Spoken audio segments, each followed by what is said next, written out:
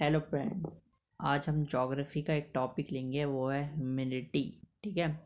Humidity के सब definition. पहले ह्यूमिडिटी बता देता आपको क्या होता है।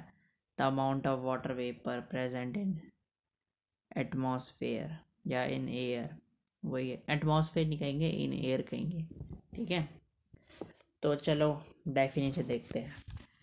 पहला है प्रेसिपिटेशन। तो प्रेसिपिटेशन होता क्या है? प्रेसिपिटेशन जो आसमान से कोई भी चीज़ें गिरे, मतलब कोई भी चीज़ नहीं, मतलब रेनिंग होना, बर्फ़ गिरना, मतलब जिसे ओले कहते हैं, या स्नोफॉल होना, उसे ही प्रेसिपिटेशन कहते हैं। तो डेफिनेशन देखते हैं। The process by which the product of condensation viz water droplet ice crystal sleet etcetera fall on the earth is known as precipitation. सब कुछ आपको समझ आ गया होगा। कंडेंसेशन में बताता तो क्या होता है। कंडेंसेशन का मतलब होता है फ्रीज करना कोई भी चीज़। बस फ्रीजिंग जो होती है वाटर की 0 डिग्री सेल्सियस में होती है। बस कंडेंसेशन कोई भी मतलब कोई लो टेम्परेचर में भी हो सकता है। 2 degree Celsius, 5 degree Celsius, 6 degree Celsius में भी कंडेंसेशन हो सकता है। ठीक है। उसके आगे चलते हैं। इवेपोरेशन की डेफिनेशन। तो इवेपोरेशन एक तरह से बॉइलिंग होती है। तो क्या लिखा है?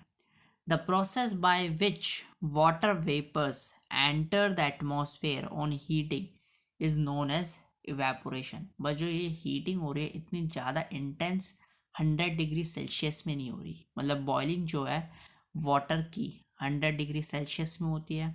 बस यहाँ पर मतलब हाई 100 डिग्री सेल्सियस नहीं चाहिए, बस एक थोड़ा हाई टेम्परेचर चाहिए ना। हाई टेम्परेचर मतलब जैसे 47 डिग्री सेल्सियस में भी इवेपोरेशन हो सकता है, 30 डिग्री सेल्सियस में भी इवेपोरेशन हो सकता है, और होता भी है असली में। क्योंकि अगर 100 डिग्री तो क्या बोलते हैं, मैक्सिमम टेम्परेचर तो इंडिया में 43 या 47 तक पहुंचा है। में 34 डिग्री सेल्सियस में भी इवेपोरेशन होगा। ठीक है। तो मैं एक एग्जांपल देता हूँ कैसी।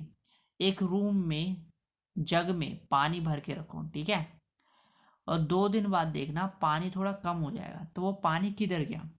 इवेपोरेट हुआ। चलो फिर आगे चलते हैं। कंडेंसेशन।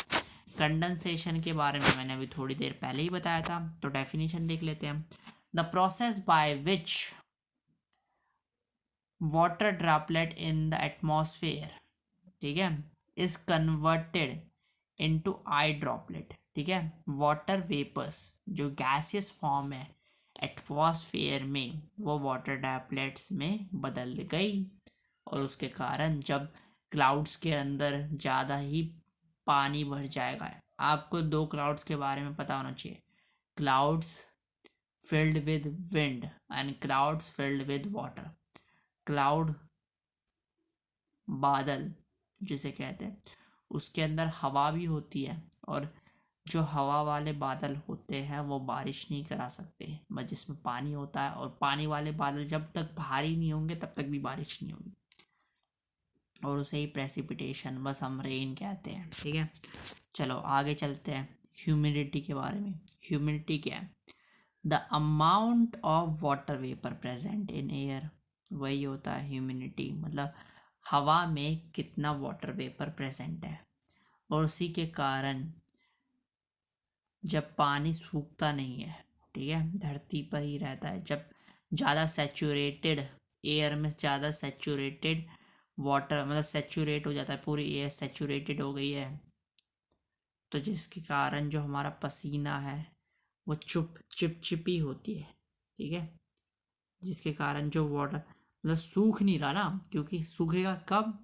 जब हमारा जो पसीना आ रहा है, ये मतलब एक साइंस का मैं ले गया, जो पसीना आ रहा है वो एयर में चले जाए। बस एयर में नहीं जा रहा, क्योंकि एयर के पास भी एक लिमिट है वाटर कंटेंट को स्टोर करने की, बस उसमें पहले से ही है।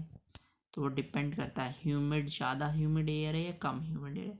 अगर कम ह्यूमिड एयर होगी तो हमें चिपचिपा कम होगा, अगर ज़्यादा एयर ह्यूमिडिटी होगी तो ज़्यादा होगी।